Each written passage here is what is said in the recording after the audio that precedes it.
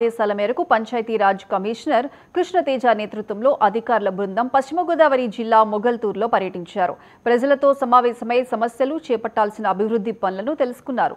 అనంతరం కృష్ణతేజ మాట్లాడుతూ ప్రతి సమస్యను దశల వారీగా పరిష్కరించి గ్రామంలో అభివృద్ధి పనులు చేపడతామని చెప్పారు.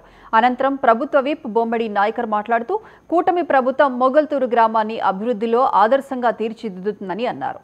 ఆ తర్వాత కాపు కార్పొరేషన్ చైర్మన్ కొత్తపల్లి సుబ్బరాయుడు మాట్లాడుతూ ప్రజలు అడగకుండానే డిప్యూటీ సీఎం పవన్ కళ్యాణ్ గ్రామాన్ని అభివృద్ధి చేసేందుకు ముందుకు రావడం అభినందనీయమన్నారు.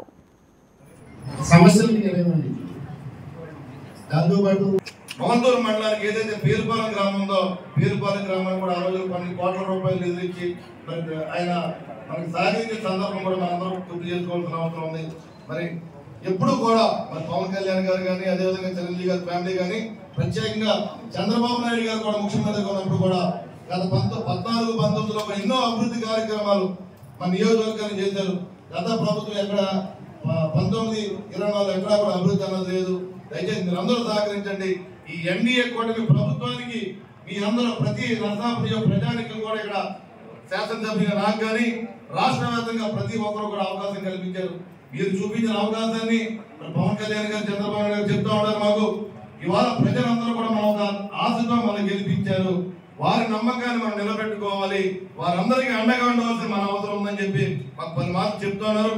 ఈ ఎన్డీఏ కూటమి ప్రభుత్వం మీ అందరి కోసం, బడుగు బలహీన వర్గాల కోసం, ఆర్థికంగా వెనుకబడిన కుటుంబాల కోసం ఈ ప్రభుత్వం పనిచేస్తుందని చెప్పి తెలియజేసుకుంటూ మరి ఈ కార్యక్రమానికి వచ్చిన అధికారులందరికీ కూడా ప్రత్యేకంగా నేను ఎలక్ట్రికల్ సిబ్బంది కానీ ఆర్ఎండ్బి వారికి కానీ ప్రతి అధికారులు కూడా చెప్పేది ఒకటే, దయచేసి నరసాపు నియోజకవర్గం అనేది టీఆర్ఎస్ సార్.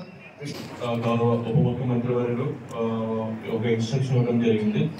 మన దగ్గరికి వాళ్ళు రావడం కాదు, మీరే వాళ్ళ దగ్గరికి వెళ్ళి వాళ్ళ సమస్యలు ఏంటో తెలుసుకొని నాకు విశదంగా ఒక రిపోర్ట్ ఇవ్వమని చెప్పి ఆ ఇన్స్ట్రక్షన్ బేస్ చేసుకొని మీ అందరినీ కోఆర్డినేట్ చేసుకునే రోజు ఇక్కడికి రావడం జరిగింది. చాలా సంతోషంగా అనిపించింది మీరందరూ మాట్లాడుతూ ఉంటాయి. ఎందుకంటే ఒకళ్ళు మెడికల్ కాలేజ్ గురించి మాట్లాడారు, ఒకళ్ళు సెల్ఫ్ హెల్ప్ గ్రూప్స్కి ఒక బిల్డింగ్ కావాలని అడిగారు, కొంతమంది రోడ్ అడిగారు, కొంతమంది డ్రైనర్ అడిగారు. చాలా క్లియర్గా మీ విషయాలు మీరు ఏంటో చెప్పారు. తప్పకుండా మీరు చెప్పిన ప్రతిదీ నోట్ చేసుకున్నాము. నోట్ చేసుకున్న ప్రతిదీ ఒక రిపోర్ట్గా, ఒక డిపిఆర్గా తయారు చేసి ఉప ముఖ్యమంత్రి గారికి చాలా తొందరలోనే సబ్మిట్ చేయడం జరుగుతుంది. ఒక మాట అయితే చెప్పగలను, ఈ రోజు రేపు పూర్తవుతుందని చెప్పాలి, కానీ కంపల్సరీగా మ్యాక్సిమం ఇష్యూస్ అయితే క్లియర్ అవుతాయని చెప్పి